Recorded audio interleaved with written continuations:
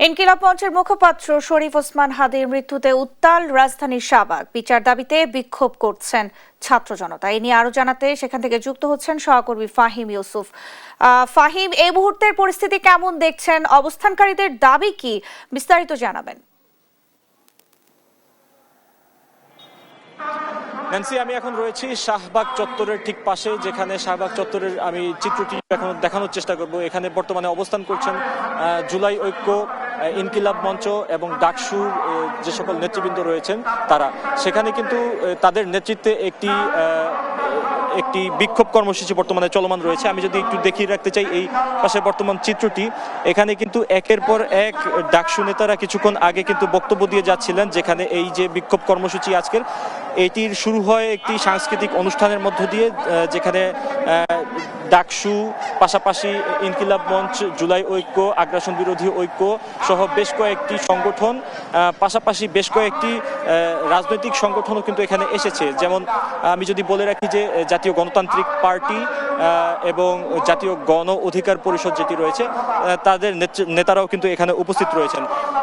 এখানে মূলত শরীফ ওসমান হাদির যেই মৃত্যুটি হয়েছে, তারা বলছেন যে আগ্রাসন বিরোধী এই ভারতীয় আগ্রাসন বিরোধী এই ঐক্যের যে প্রতীক, তারা বলছেন যে শরীফ ওসমান হাদিকে হত্যার মাধ্যমে এবং তার যে হত্যাকারী তাকে ভারতে আশ্রয় দেওয়ার মাধ্যমে ভারত যে তাদের যে আগ্রাসনী একটি মনোভাব দেখিয়েছে, তারা সেটিকে দূর করার জন্য খুব দ্রুত যাতে তাদের হত্যাকারীকে ফেরত আনে, এজন্য কিন্তু অন্তর্বর্তী সরকারের উপর তারা বলছেন যে তারা আইন শৃঙ্খলা পরিস্থিতি রক্ষা করতে ব্যর্থ হয়েছেন এবং তারা একে একে বলে যাচ্ছেন যে যত দ্রুত সম্ভব অন্তর্বর্তী সরকারের এই ব্যর্থতা মেনে নিয়ে আইন উপদেষ্টা এবং স্বরাষ্ট্র উপদেষ্টাকে তারা পদত্যাগের দাবিও ইতিমধ্যে এই যে সমাবেশ রয়েছে, সমাবেশ থেকে করা হয়েছে।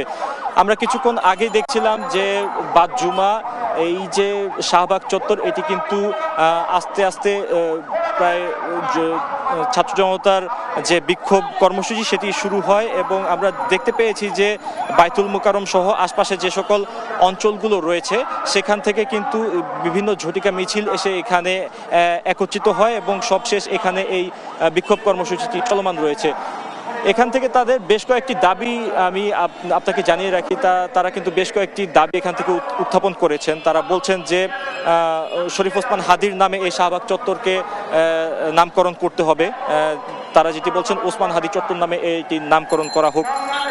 এছাড়া ওসমান হাদির নামে শরীফ ওসমান হাদি হল করার দাবি করছেন, যেটি এখন বর্তমানে শেখ মুজিবুর রহমান হল নামে পরিচিত।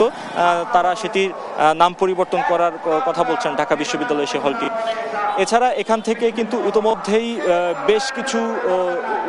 বেশ কিছু বক্তব্য এখান থেকে উঠে এসেছে। যেমন অনেক নেতারা কিন্তু বলছেন যে যত দ্রুত সম্ভব একটি বিপ্লবী সরকার গঠন করা উচিত, যাতে অন্তর্বর্তী সরকার যে জুলাইয়ের আকাঙ্ক্ষা সেটি যেহেতু বাস্তবায়নে অথবা ইমপ্লিমেন্টেশনে তারা একটি অযোগ্যতার পরিচয় দিয়েছেন, তারা বলছেন যে যত দ্রুত সম্ভব এই সরকারকে একটি বিপ্লবী সরকার গঠন করা হোক, যাতে এই সরকার তাদের কার্যক্রম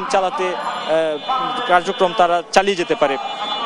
এছাড়া এখানকার বর্তমান যে পরিস্থিতি, এটি কিন্তু সকাল থেকে আমরা দেখছিলাম যে ছাত্র জনতা বিভিন্ন জায়গা থেকে কিন্তু ঝটিকা মিছিল নিয়ে এখানে উপস্থিত হন এবং একের পর এক তারা বিভিন্ন স্লোগান দিয়ে কিন্তু মুখরিত করে রাখেন শাহবাগ চত্বর। একই সাথে এখানে আমরা দেখতে পেয়েছি যে ঢাকা বিশ্ববিদ্যালয়ের বেশ কিছু শিক্ষার্থীও কিন্তু ইতোমধ্যে এখানে উপস্থিত হয়েছেন এবং নেতৃত্ব পর্যায়ে কিন্তু বেশ কিছু ঢাকা বিশ্ববিদ্যালয়ের শিক্ষার্থীকে আমরা দেখতে পেয়েছি। পাশাপাশি বেশ কিছু সাংস্কৃতিক সংগঠনের নেতারাও এখানে আমরা কিছুক্ষণ আগে দেখতে পেয়েছি।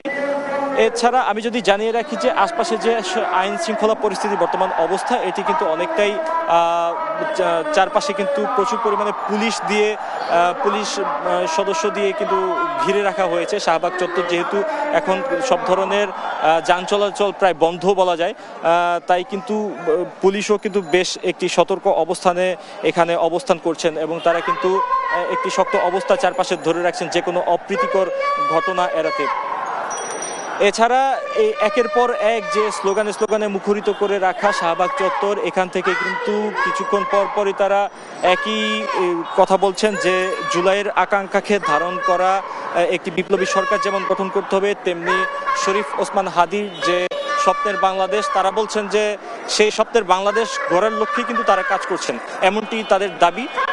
এবং তারা তাদের সে দাবি অনুযায়ী কিন্তু তারা একের পর এক শরীফ ওসমান হাদির হত্যাকারীদের যেমন দ্রুত বিচারের দাবি করছেন, ঠিক তেমনি তারা বলছেন যে যত দ্রুত সম্ভব অন্তর্বর্তী সরকারের যে সকল উপদেষ্টা এই যে আইন শৃঙ্খলা পরিস্থিতি রক্ষা করতে ব্যর্থ হয়েছে এবং এই যে হত্যাকারীদের সীমান্ত পার করে দেওয়াতে কাজ করেছেন, তাদেরকে অতি দ্রুত পদত্যাগ করতে হবে, এমন দাবি কিন্তু তারা করছেন। এছাড়া শাহবাগ চত্বরের যদি সার্বিক অবস্থা আমি এখন বলে রাখি, যত সময় গড়াচ্ছে ততই কিন্তু এখানে ছাত্র জনতার উপস্থিতি অনেকটা বাড়তে লক্ষ্য করছি আমরা।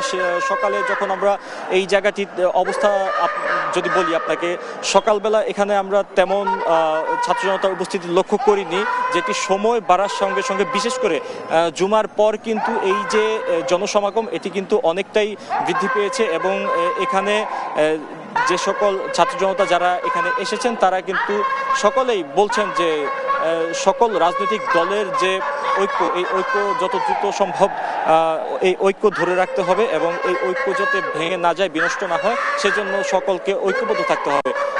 এই ঐক্যবদ্ধ থাকার মাধ্যমে একটি ওসমান হাদির যে স্বপ্নের বাংলাদেশ, ওসমান হাদির যে বাংলাদেশের জন্য সবসময় কথা বলে যেতেন, সেই বাংলাদেশ বাস্তবায়ন সম্ভব হবে, এমনটাই কিন্তু তারা বলছেন।